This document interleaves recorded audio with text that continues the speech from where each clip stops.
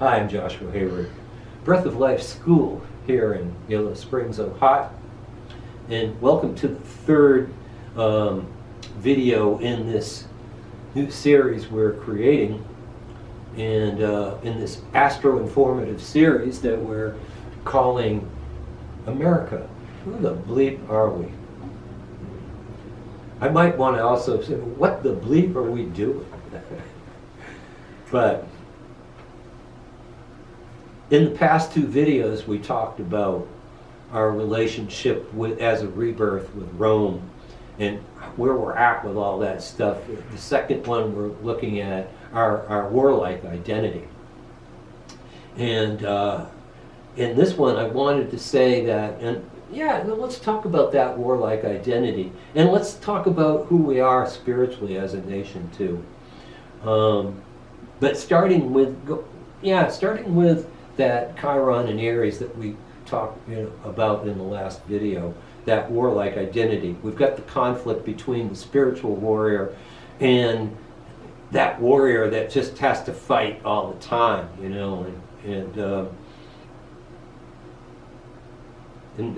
that we need to fight with each other.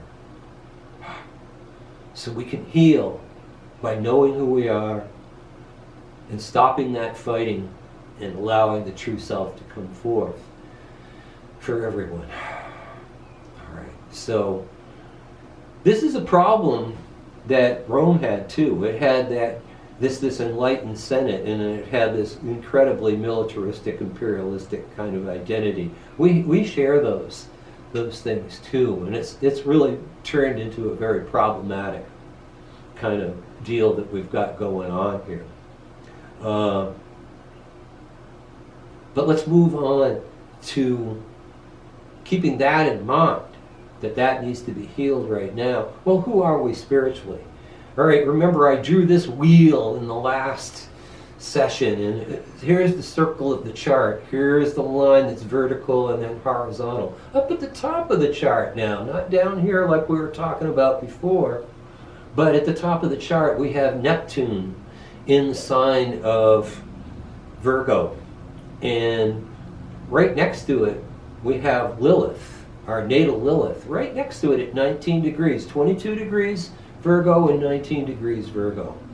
And so what does that mean, right, in English? Neptune is that spiritual kind of thing. Neptune was the ocean god, right? And we all come from this universal sea. From that we emerge together. We're unified. We're spiritually connected. Yes. And Neptune in Virgo really has to do with healing. It's the sign of Chiron. It's the wounded healer sign. And so I like to see that symbol of Neptune, that fork, and it almost looks, I know that this is not really totally a thing, but it reminds me of that torch that's being held by the Statue of Liberty. And it's almost like I'm reminded of that when I see the Neptune that's at the top of the United States chart. And that means that we're a place where people can come and we can be healed. And the nation, this is, give me your tired, you're poor. This is at our roots. This is the basis of who we are. We're supposed to be a spiritual, and this is the top of the chart. The ninth house has to do with philosophy and higher consciousness. And then on the cusp of the 10th house, where we have Saturn in Libra, which has got to do with government. A government that's fair. That's who we're supposed to be. Saturn there in Saturn in Libra. Okay? But here we have Virgo. And so this is a place where we relate to being healers. We're not just the leaders and the conquerors. And all that chutzpah, that North Node and Leo in the 8th house might denote. We're also the place where you can come and be part of this nation and you can be healed. Or if you're in this nation, we are going to be putting healing energy out towards you. And of course, with the asteroid Lilith right there next to it. And there's something about that from what Rome didn't know, and then from who we didn't know, even in our inception. We didn't know the troubles that we were going to run into. This country is an experiment, and it's an experiment that people could come, and this would be a melting pot, and we could learn to live together. And we really succeeded in that in lots of ways, and we've hit some really rough spots, because no, we're not equal. And with the death of George Floyd, and with so many other the negative things that are happening, we could see that we employ the use of force in that warrior kind of mentality in a negative way that doesn't really denote us being that place where you can come and be healed. Bring me you're tired, you're poor. All right. So, well, maybe that's just my way of thinking about it. Maybe somebody else might think about it in a different way. And I'll leave that to you as you listen. But we're certainly finding out some things. And that Neptune and that Lilith is being opposed right now by Neptune. So we're in what's called Neptune opposition. All right, now you have Chiron opposition. You know, it's a healing crisis. You're in Uranus opposition when you move into your 40s, and it's a midlife crisis. You know, you have Saturn return, you know, at 28, and then in your late 60s. This is a Neptune opposition. It's actually gone around once, and it's kind of like gone around again, and it's opposing from the sign of Pisces, and it's from that third house. And so what does this mean? Neptune is opposing Lilith, and Neptune is opposing Neptune.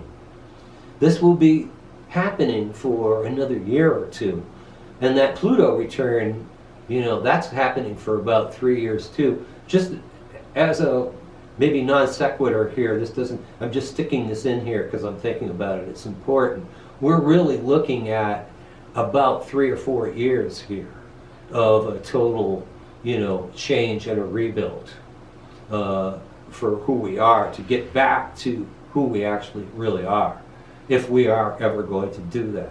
It's up to us and how we apply ourselves. It's also how we listen to Spirit and how we move back into our spirituality. Okay, so that segues really, so that wasn't really non sequitur. Actually, it segues right into the Neptune opposition. Neptune opposing Lilith says, oh, we're kind of in a place where we've never been before. This is really, and we're supposed to move past fear, Neptune and Pisces, to really see and to be able to begin to give voice to things, third house. We're starting to see who we really are on some deeper levels, and to see some of the problems that we haven't seen before too.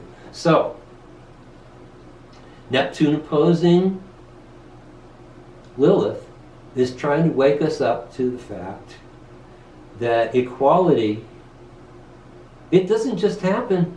You can't just say it's happening. You actually have to do stuff. You have to open your heart. You have to love each other. You have to move beyond fear of the differences with people. We have to move past the economic fear that, hearkening back to the other second house stuff that's happening, we have to move beyond those fears and to be able to really relate to each other as brothers and sisters. Okay? And so, Neptune opposing Neptune. All right, spiritual crisis. To get back in touch with who we are as a healing nation. We're a nation that's supposed to take immigrants. We're a nation of immigrants, okay? And it needs to happen in a healthy way, albeit that's true. But we need to heal ourselves and our identity around moving back past the fear that we have of our differences, and to really be healing for everybody. We don't take children away from their families. We don't do that and be a healing nation.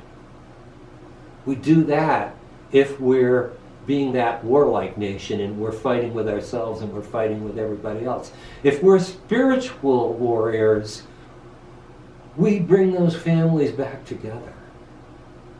We move towards unity, tolerance, connection, non-competition, cooperation, loving kindness, mercy, temperance.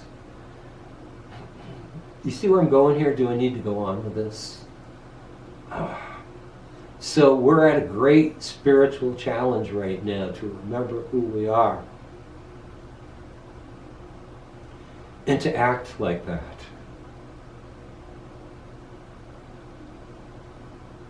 Feel that in your body right now as you're listening. Take a look around you. How do you feel being at the center of your own world? When you look out and you see that conflict, how much fear do you have as you watch this?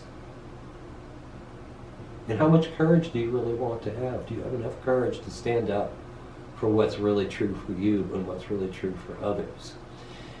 And we will continue this series. But for now, take that with you.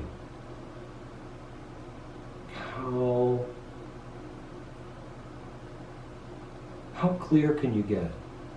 How clear can you get about who you are and what your direction is and how you communicate with other people? Are you up to the spiritual challenge? And can we relate with one another from a truly spiritual, and I'm not talking about religion here, I'm talking about from the spiritual place.